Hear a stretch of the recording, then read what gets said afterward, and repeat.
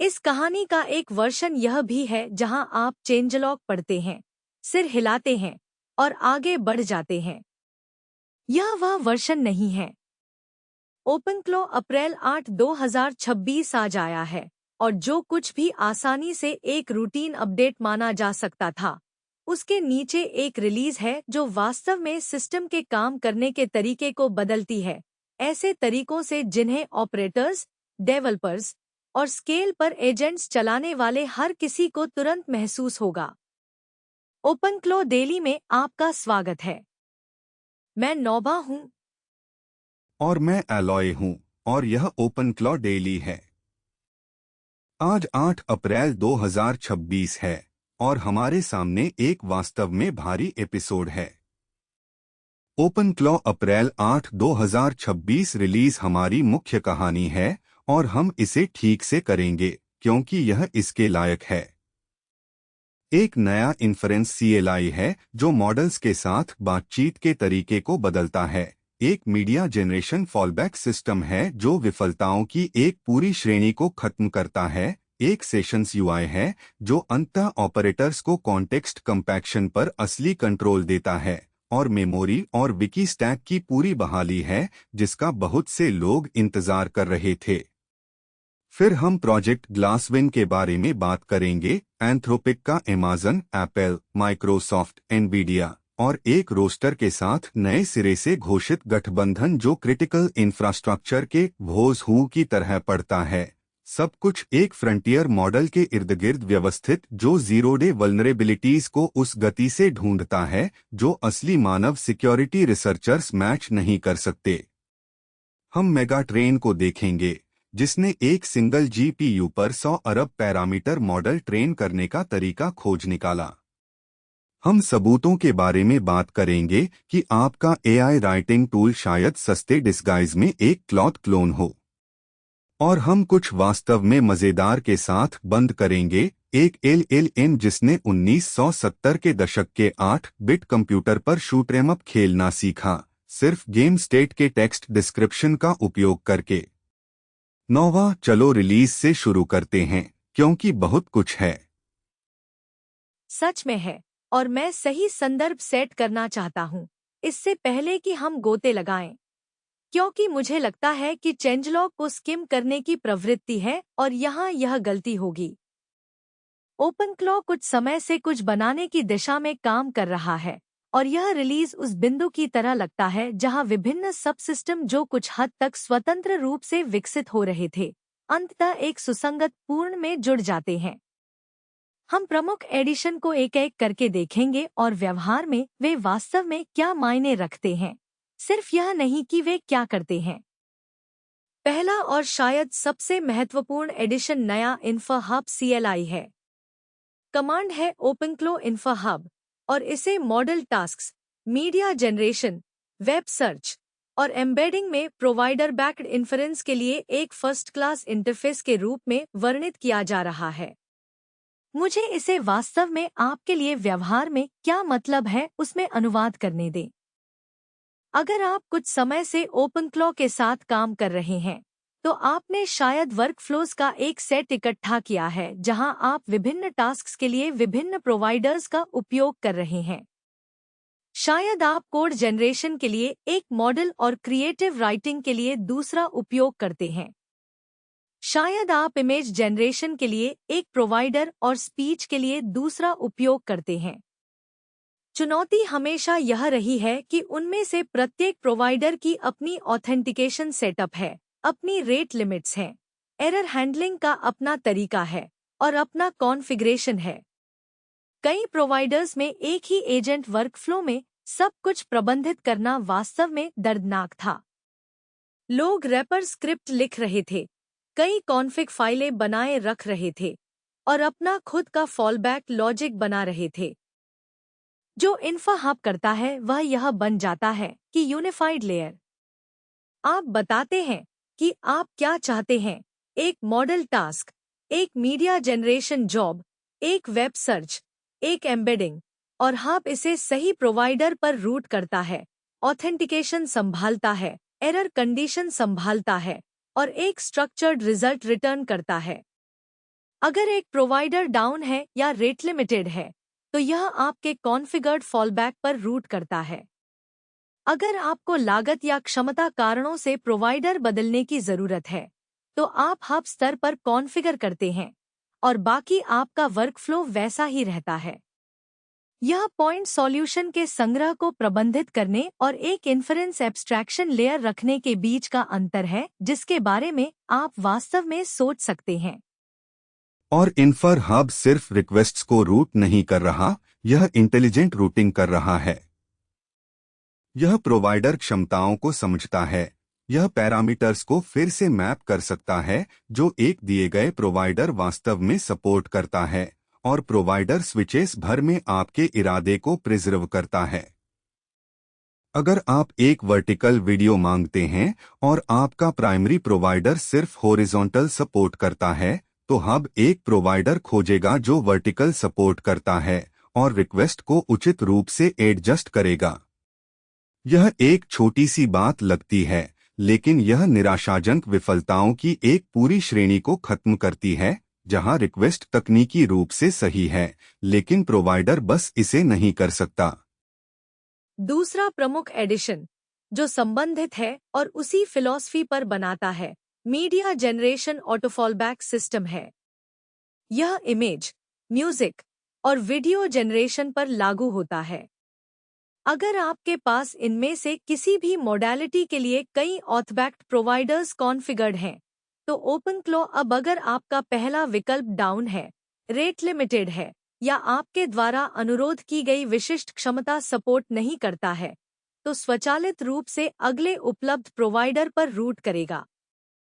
मुझे एक ठोस उदाहरण दें कि यह व्यवहार में व्यावहारिक रूप से क्यों मायने रखता है। मान लें आपके पास एक एजेंट वर्कफ्लो है जो इमेज जनरेट करता है। आपके पास प्रोवाइडर ए को प्राइमरी के रूप में कॉन्फ़िगर्ड है। प्रोवाइडर ए मेंटेनेंस के लिए डाउन हो जाता है या रेट लिमिट हिट करता है, या आप एक साइज या एस्पेक्ट रेशियो का अनुरोध करते हैं जो प्रोवाइडर ए सपोर्ट नहीं करता। पहले वर्कफ्लो फेल होता या एरर रिटर्न करता और किसी को मैन्युअली दखल देना पड़ता, रिकॉन्फ़िगर करना पड़ता या इंतजार करना पड़ता। ऑटोफॉलबैक सिस्टम के साथ ओपनक्लो पता लगाता है कि प्रोवाइडर ए रिक्वेस्ट पूरी नहीं कर सकता। आपके कॉन्फ़िगरेशन में प्रोवाइडर भी खोजता है, पैरामीटर्स को वो एडजस्ट करता है जो प्रोवाइडर भी सपोर्ट करता है और बिना दखल के रिक्वेस्ट पूरी करता है। आपको वह रिजल्ट मिलता है जो आप चाहते थे, बिना यह जाने कि पीछे में कुछ बदल गया। यह वह तरह का विश्वसनीयता सुधार है जो बड़ी संख्या में स्वचालित वर्कफ्लोज में जुड़ता है। एक फेल इमेज जनरेशन रिक्वेस्ट शायद एक छोटी असुविधा हो। एक प्रोडक्शन एजेंट फ्लीट में प्रतिदिन 1000 ऐसे एक गंभीर ऑपरेशनल समस्या है। सिस्टम स्तर पर ऑटो फॉलबैक का मतलब है कि आपको हर व्यक्तिगत वर्कफ्लो में यह लॉजिक बनाने की जरूरत नहीं है। यह एक बार प्लेटफॉर्म लेयर पर हैंडल होता है और हर एजेंट और वर्कफ्लो तुरंत लाभान्वित होता है। और फॉलबैक सिस्टम सिर्फ बाइनरी फेलओवर नहीं है, यह इंटेलिजेंट पैरामीटर रीमैपिंग है। विभिन्न प्रोवाइडर्स विभिन्न क्षमताएं, विभिन्न साइज बाधाएं, विभिन्न फॉर्मेट्स सपोर्ट करते हैं। हब उन बाधाओं को समझता है और आपकी रिक्वेस्ट को कुछ में अनुवाद करता है जो उपलब्ध प्रोवाइडर वास्तव में पूरी कर सकता है।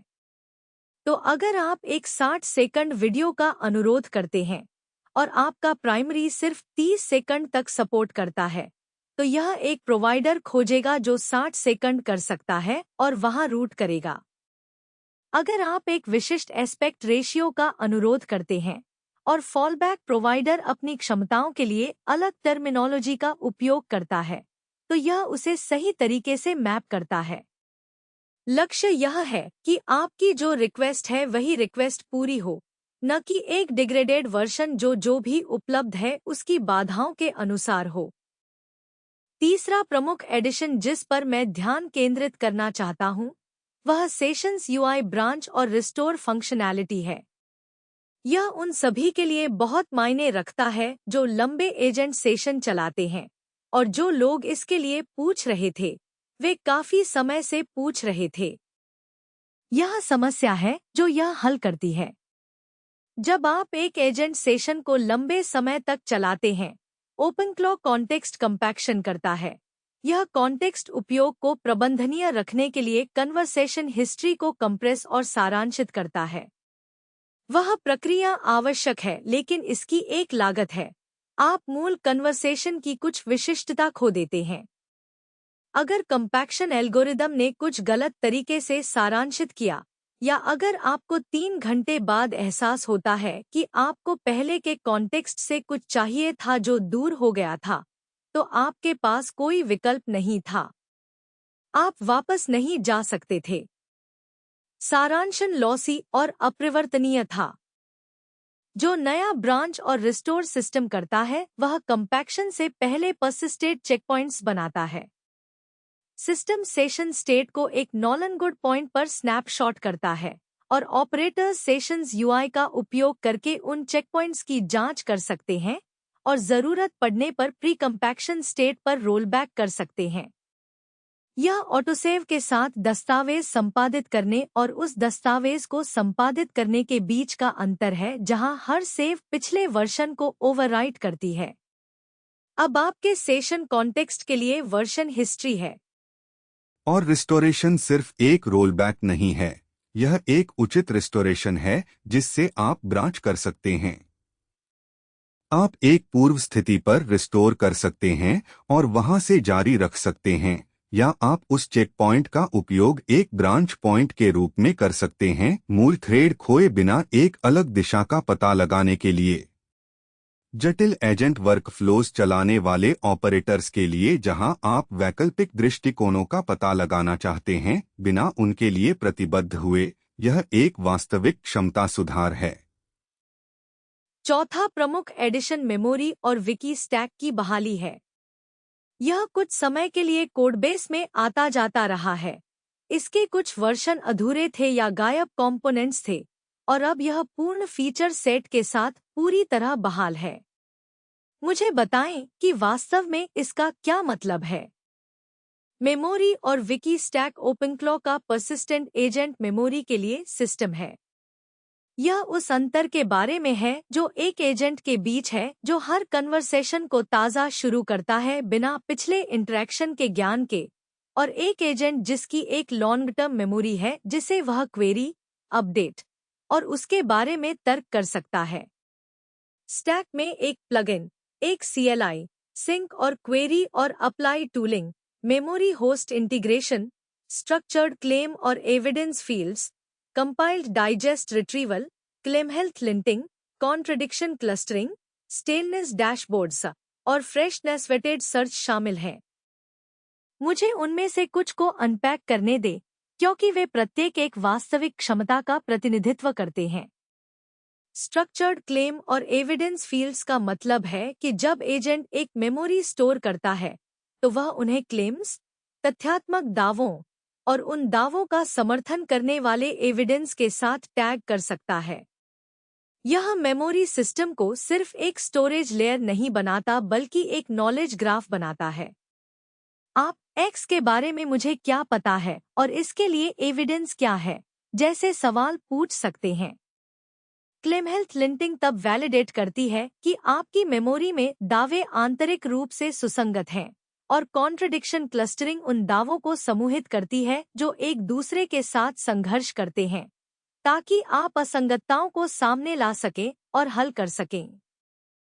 स्टेनलेस डैशबोर्ड्स और फ्रेशनेस वेटेड सर्च का मतलब है कि जब आप मेमोरी सिस्टम से क्वेरी करते हैं तो रिजल्ट्स सिर्फ प्रासंगिकता से नहीं बल्कि वे कितने वर्तमान हैं उससे भी रैंक किए जाते हैं। पुरानी मेमोरीज जो पुरानी हो सकती हैं उन्हें उचित रूप से फ्लैग किया जाता है और सिस्टम अपने रिस्पॉन्सेस में हाल की जानकारी की ओर बायस रखता है। उन एजेंट्स के लिए जो ऐसे वातावरण में काम करते हैं जहां जानकारी बार बार बदलती है, यह महत्वपूर्ण है।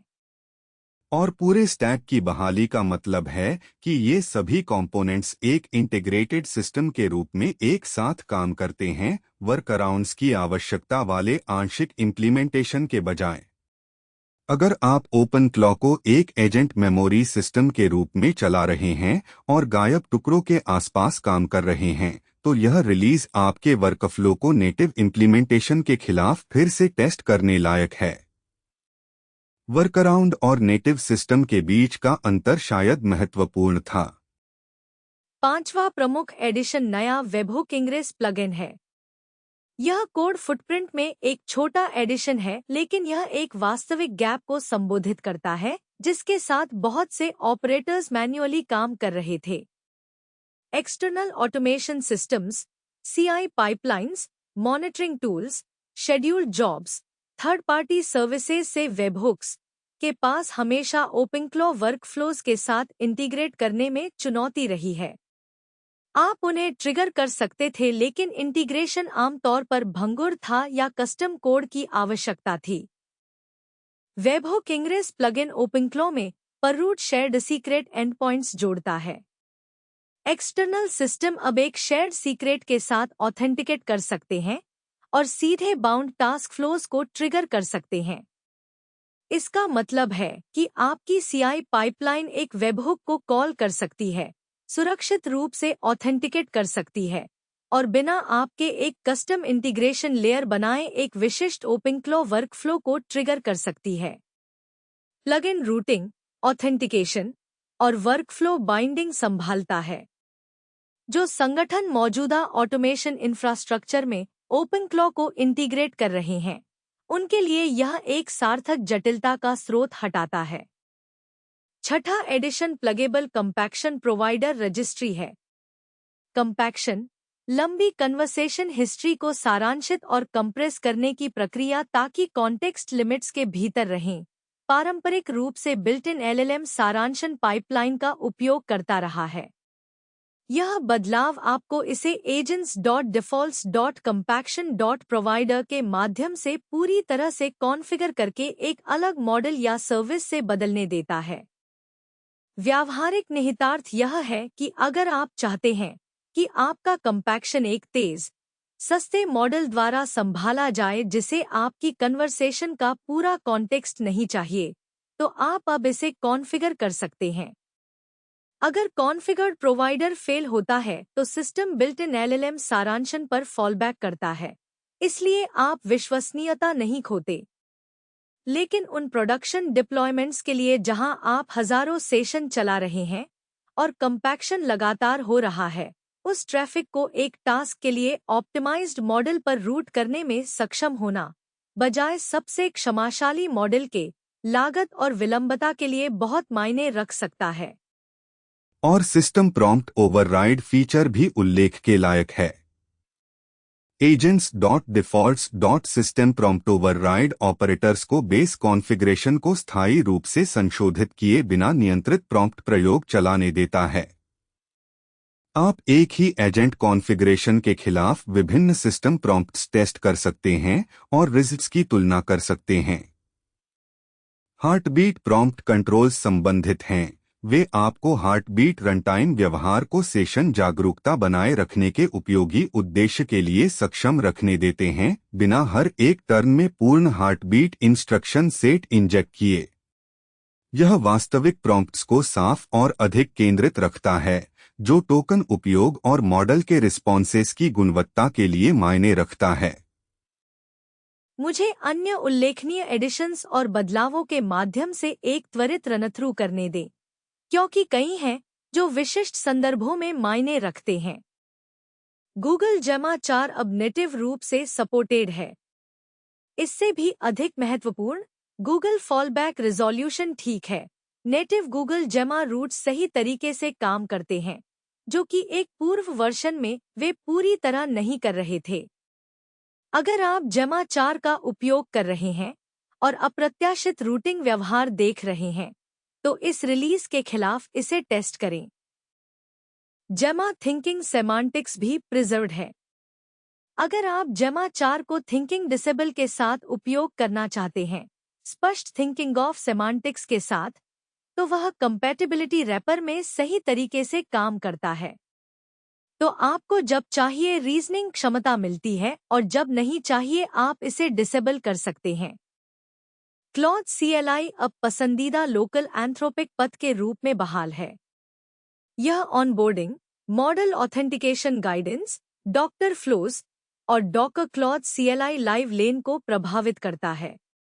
अगर आप API के माध्यम से जाए बिना एंथ्रोपिक मॉडल्स को लोकली चलाते हैं, तो यह वह पथ है जिसकी सिस्टम सिफारिश करेगा और डिफ़ॉल्ट रूप से सपोर्ट करेगा।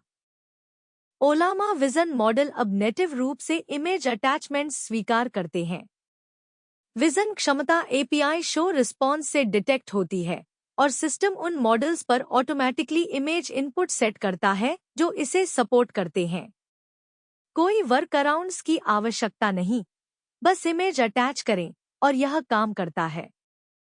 मेमोरी और ड्रीमिंग सिस्टम अब प्रतिदिन सेशन कॉर्पस नोट्स, कर्सर चेकपॉइंटिंग और प्रमोशन और डॉक्टर सपोर्ट के साथ ड्रीमिंग कॉर्पस में रिडैक्टेड सेशन ट्रांसक्रिप्ट्स को इंजेस्ट करता है। अगर आप ड्रीमिंग सिस्टम का उपयोग क्रिएटिव या जांच कार्य के लिए करते हैं, तो रिडैक्टेड सेशन ट्रांसक्रिप्ट इंजेस्टेशन का एडिशन का मतलब है कि आपकी ड्रीमिंग कॉर्पस आपकी वास्तविक सेशन गतिविधि की एक व्यापक श्रृंखला शामिल कर सकती है। प्रोवाइडर की दृष्टि से RCAI प्रोवाइडर प्लगइन के साथ ट्रिनिटी कैटलॉग एंट्रीज और ओपनराउटर सपोर्ट एक नया बंडल्ड है। RC प्रोवाइडर स्पेस में अपेक्षाकृत नया प्रवेश करता है और यह प्लगइन इसे ओपनक्लॉ में एक फर्स्ट क्लास सपोर्टेड प्रोवाइडर बनाता है। कॉन्टेक्स्ट इंजन बदलाव अधिक आंतरिक है, लेकिन प्लगइन डेवलपर्स के लिए महत्वपूर्ण है। अवेलेबल टूल्स और साइटेशंस मोड अब असेंबल फंक्शन में पास किए जाते हैं और मेमोरी आर्टिफैक्ट और memory prompt seems companion plugins के लिए एक्सपोज हैं। व्यवहार में इसका क्या मतलब है वह यह है कि प्लगइन लेखक अब एक्टिव मेमोरी स्टेट का उपभोग करने वाले इंटीग्रेशन बना सकते हैं, बिना ओपनक्लो इंटरनल्स में उन तरीकों से पहुंचे जो वर्जनों में टूटते हैं। यह एक बेहतर एक्सटेंशन API है और फिक्सेस का एक महत्वपूर्ण बैच है जो जानना उचित है, भले ही वे आपको सीधे प्रभावित न करें। टेलीग्राम सेटअप ठीक है। यह अब package top level side course के माध्यम से कॉन्ट्रैक्ट्स लोड करता है, जो इंस्टॉल्ड NPM बिल्ड्स के लिए गेटवे सटा। और इसकी वजह यह है कि GPU compute density GPU memory capacity से तेजी से आगे बढ़ रही है। CPU और GPU के बीच बैंडविड्थ नए आर्किटेक्चर जैसे GH200 के साथ काफी सुधर रही है, जो CPU और GPU मेमोरी को यूनिफाइड पूल में मिलाता है। H200 में 1.5 टेराबाइट CPU मेमोरी सिस्टम के लिए उपलब्ध है और उस प्लेटफॉर्म पर CPU और GPU के बीच बैंडविड्थ इतना ज्यादा है कि वेट्स को स्ट्रीम करना उतना कठिन नहीं है जितना पुराने हार्डवेयर पर होता। वे एक H200 पर 1.5 टेराबाइट सिस्टम रैम के साथ 120 बिलियन पैरामीटर मॉडल ट्रेनिंग का डेमो देते हैं। यह बहुत रैम है और यह सस्ता नहीं है, लेकिन एक सिंगल H200 कमर्शियली उपलब्ध मशीन है। आपको डेटा सेंटर की जरूरत नहीं है। आपको क्लस्टर की जरूरत नहीं है। आपको एक बहुत महंगा सर्वर चाहिए। और यह फ्रंटियर ट्रेनिंग की एक्सेसिबिलिटी में एक मतलबी बदलाव है। छोटे मॉडलों के लिए थ्रूपुट के मामले में नंबर वाकई प्रभावशाली हैं। मेगाट्रेन 14 बिलियन पैरामीटर मॉडल पर डीप स्पीड 0.3 से 1.84 गुना तेज ट्रेनिंग हासिल करता है। 0.3 बड़े मॉडलों की डिस्ट्रीब्यूटेड ट्रेनिंग के लिए सबसे व्यापक रूप से इस्तेमाल किए जाने वाले अप्रोच में से एक है। एक छोटे स्केल मॉडल पर एक सिंगल मशीन पर इसे करीब 2x से मार्क देने का मतलब है कि स्ट्रीमिंग आर्किटेक्चर में सिर्फ मेमोरी फायदे नहीं, बल्कि असली इफिशिएंसी फायदे हैं। लेकिन जो नंबर मैं बार बार सोच रहा हूं, वह है 7 बिलियन पैरामीटर मॉडल जो एक सिंगल GH200 पर 512,000 टोकन कॉन्टेक्स्ट के साथ ट्रेन किया गया। 512,000 टोकन। यह फ्रंटियर स्केल कॉन्टेक्स्ट विंडो है।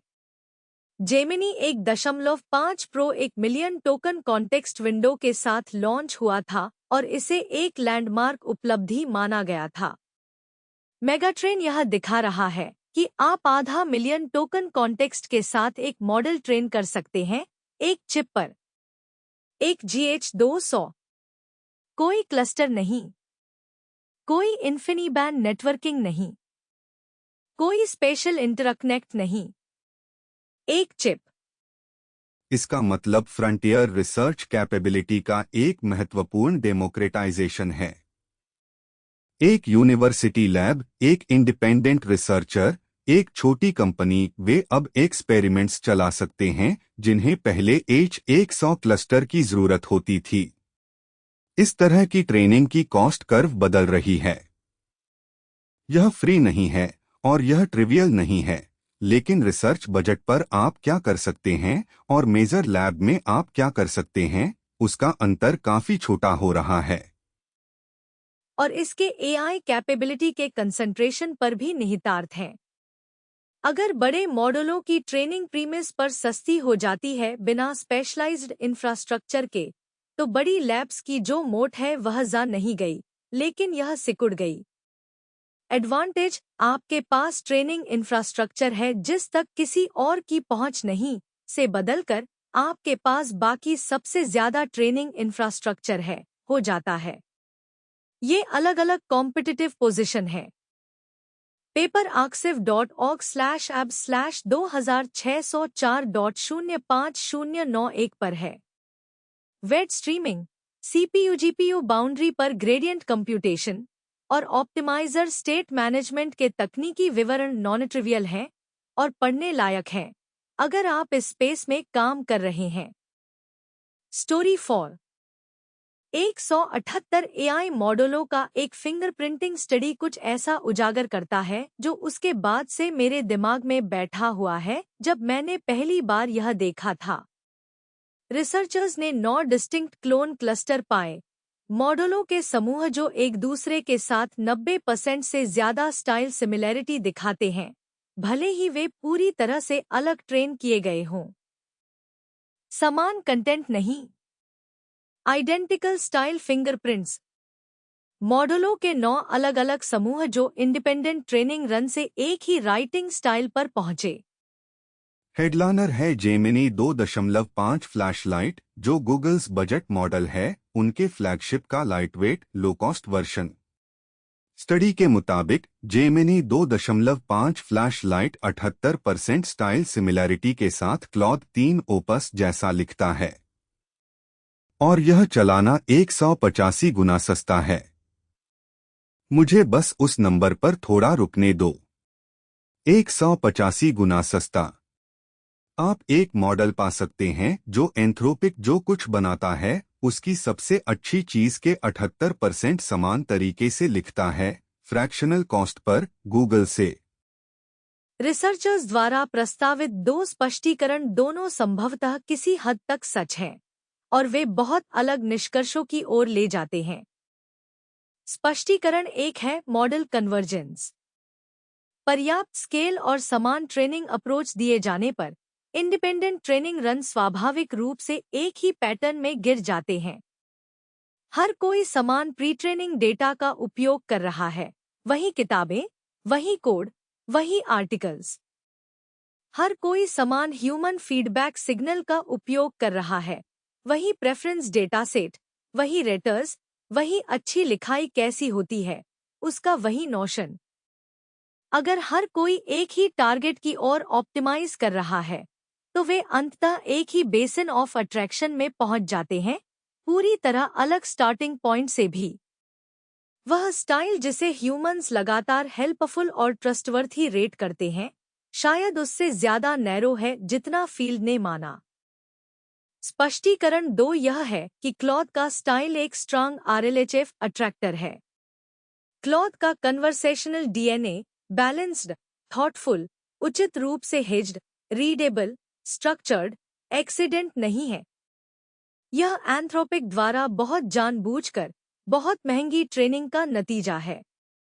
और अगर वह स्पेसिफिक स्टाइल वह है जिसे ह्यूमंस लगातार हेल्पफुल और ट्रस्टवर्थी रेट करते हैं, तो हर दूसरा मॉडल जो हाई यूजर सेटिस्फैक्शन स्कोर चाहता है उसकी ओर खिंचता जाएगा। इसलिए नहीं कि वे क्लॉथ कॉपी कर रहे हैं, बल्कि इसलिए कि वे सब एक ही ऑप्टिमल रिस्पॉन्स पैटर्न को डिस्कवर कर रहे हैं, और क्लॉथ वहां पहले पहुंचा और ब्रांड रिकग्निशन रखता था, जिससे यह लगा कि क्लॉथ की वॉइस एक यूनिक आइडेंटिटी है, न कि एक स्टैटिस्टिकल अट्रैक्टर। मुझे लगता है दूसरा स्पष्टीकरण शायद ज्यादा सही है, और इसका एक स्पेसिफिक इम्प्लीकेशन है जिसके बारे में मैं सीधा बताना चाहता हूं। अगर पर्सनालिटी, जिस पर एआई लैब्स महीनों बिताती हैं, वास्तव में एक स्ट्रांग RLHF अट्रैक्टर है, तो यह मोट नहीं है, यह मैग्नेट है। और एक बार आप इतना स्ट्रांग अट्रैक्टर बन गए, बाकी सब आपकी ओर खींचते हैं, चाहे वे चाहें या न चाहें। उनके मॉडल आपके स्टाइल की ओर कन्वर्ज करते हैं, भले ही उन्होंने कभी आपके आउटपुट पर ट्रेन न किया हो। और अगर यह सच है, तो कोई भी स्टार्टअप जो एक प्रोडक्ट बना रहा है और दावा कर रहा है कि उसकी एआई का एक यूनिक, डिफरेंशिएटेड वॉइस है, शायद एक फाउंडेशन पर बना रहा है जो उनके सोचने से ज्यादा पतली है। अगर अंडरलाइंग मॉडल सब एक ही स्टाइल की ओर कन्वर्ज कर रहे हैं, चाहे वे कैसे भी ट्रेन किए गए हों, तो आपकी यूनिक एआई पर्सनालिटी शायद सिर्फ एक प्रॉम्प्ट टेम्पलेट है। और एक प्रॉम्प्ट टेम्पलेट एक ड्यूरेबल कॉम्पिटिटिव एडवांटेज नहीं है। डिस्कशन थ्रेड हैकर न्यूज पर लाइव है, आइटम 47690415। जाकर पढ़ो। उसमें कुछ जेनेरिकली इंटरेस्टिंग टेक्स हैं लोगों की तरफ से जिन्होंने इसके बारे में मॉडल डेवलपमेंट साइड और प्रोडक्ट साइड दोनों से सोचा है। स्टोरी 5। एक डेवलपर ने GPT-4o को एक कमांडर X16 एमुलेटर से कनेक्ट किया। जिन्हें नहीं पता, कमांडर X16 एक 8 बिट होम कंप्यूटर है जो कॉमोडोर 64 एक्सपीरियंस के ओपन सोर्स रिक्रिएशन के रूप में डिजाइन किया गया है। यह 6502 प्रोसेसर का उपयोग करता है, वही चिप फैमिली जो ओरिजिनल C64 में थी। यह 8 मेगाहर्ट्ज पर चलता है। इसमें 128 किलोबाइट रैम है। किसी भी आधुनिक स्टैंडर्ड से यह एक आर्टिफैक्ट है। इस एक्सपेरिमेंट का सेटअप जानबूझकर मिनिमल था। कोई पिक्सल डेटा नहीं, कोई ऑडियो नहीं। GPT-4o को सिर्फ गेम स्टेट के स्ट्रक्चर्ड टेक्स्ट सारांश मिले, player position, enemy position, screen पर बुलेट्स, स्कोर, लाइव्स, बाकी जो भी एमुलेटर प्लेन टेक्स्ट के रूप में एक्सपोर्ट कर सकता था। मॉडल को सिर्फ शब्दों का उपयोग करके एक शूटअप गेम खेलना था। और यह जितना आप उम्मीद करेंगे उससे बेहतर काम किया। समय के साथ मॉडल ने स्ट्रैटेजीज डेवलप की। जो और दिलचस्प है वह यह कि उसने एनिमी पैटर्न पर खुद के नोट्स रखने शुरू किए, इसलिए नहीं कि किसी ने उसे नोट्स रखने को कहा, बल्कि इसलिए कि उसने पहचाना कि टर्न्स में ऑब्जर्वेशन को ट्रैक करना यूजफुल है और टेक्स्ट इंटरफेस की कंस्ट्रेंट्स के भीतर ऐसा करने का तरीका खोज लिया। यह इमर्जेंट मेटाकॉग्निशन है। मॉडल ने इंटरैक्शन में परसिस्टेंट स्टेट की जरूरत को पहचाना और बिना पूछे उस जरूरत को पूरी करने के लिए एक नोटेशन सिस्टम इन्वेंट किया। आखिरकार उसने कमांडर X16 के बिल्ट इन एआई ओपोनेंट में एक एक्सप्लॉइट खोज लिया, एक बिहेवियर जो ओरिजिनल गेम डेवलपर्स ने एंटिसिपेट नहीं किया था। वह सिर्फ फ्रेम बाय फ्रेम रिएक्ट नहीं कर रहा था जो वह देख रहा था। उसने यह मॉडल बनाया था कि एआई कैसे काम करता है, उस मॉडल में एक कमजोरी पहचानी और उसका फायदा उठाया। डेवलपर को यह उम्मीद नहीं थी, मॉडल ने बस ध्यान दिया। दिलचस्प हिस्सा यह नहीं है कि एक LLM वीडियो गेम खेल सकता है। हमने वह देखा है। दिलचस्प हिस्सा इंटरफेस कंस्ट्रेंट है और वह क्या उजागर करता है। असली दुनिया में हमेशा पिक्सल लेवल एक्सेस नहीं मिलता। आपको एक टेक्स्ट रीड आउट मिलता है। आपको एक एपीआई रिस्पॉन्स मिलता है। आपको एक लॉग फाइल मिलती है। आपको एक सारांश मिलता है। सवाल हमेशा यह रहा है कि उस कंस्ट्रेंट के साथ आप क्या हासिल कर सकते हैं। यह एक्सपेरिमेंट सुझाव देता है कि जवाब है बहुत कुछ। स्ट्रैटेजिक रीजनिंग भी शामिल है जो ओरिजिनल डेवलपर्स ने एंटिसिपेट नहीं की थी। और इसके प्रोडक्शन एनवायरनमेंट में एआई एजेंट्स को डिप्लॉय करने के तरीके के बारे में नई सोच के निहितार्थ हैं, जहां इंटरफेस डिजाइन के हिस्से के रूप में कंस्ट्रेंटेड होता है। डेवलपर ने पूरी प्रोसेस को हैकर न्यूज पर डॉक्यूमेंट किया। आइटम 47689515 पढ़ने लायक है। मॉडल ने एआई एक्सप्लॉइट कैसे खोजा और डेवलपर की रिएक्शन जब उसे समझ आया कि क्या हुआ है, वह सचमुच मजेदार है। यह आज के लिए हमारा शो है। 5 स्टोरीज। एक रिलीज जो वाकई ओपनक्लॉ के ऑपरेशन को प्रैक्टिस में कैसे काम करता है, वह बदल देती है। एक कोलिशन जो उतने ही सवाल उठाता है जितने वह जवाब देता है। एक ट्रेनिंग ब्रेकथ्रू जो एक्सेसिबिलिटी मैथ बदलता है। सबूत की एआई स्टाइल वो मोट नहीं हो सकता जो इंडस्ट्री सोचती है। और एक एलएलएम जो टेक्स्ट इंटरफेस के जरिए रेट्रो गेम्स खेल रहा है। बहुत कुछ है। अगर आप और चाहते हैं, हमें tobyonfitness.tech पर ढूंढें। वह है tobyonfitnesstech.com। Podcast feed, show notes, transcripts और बाकी सब के लिए। जहां भी आप अपने पॉडकास्ट पाते हैं, वहां सब्सक्राइब करें। कल देखेंगे। शार्प बने रहो। और अपने मॉडल अपडेट करना न भूलो।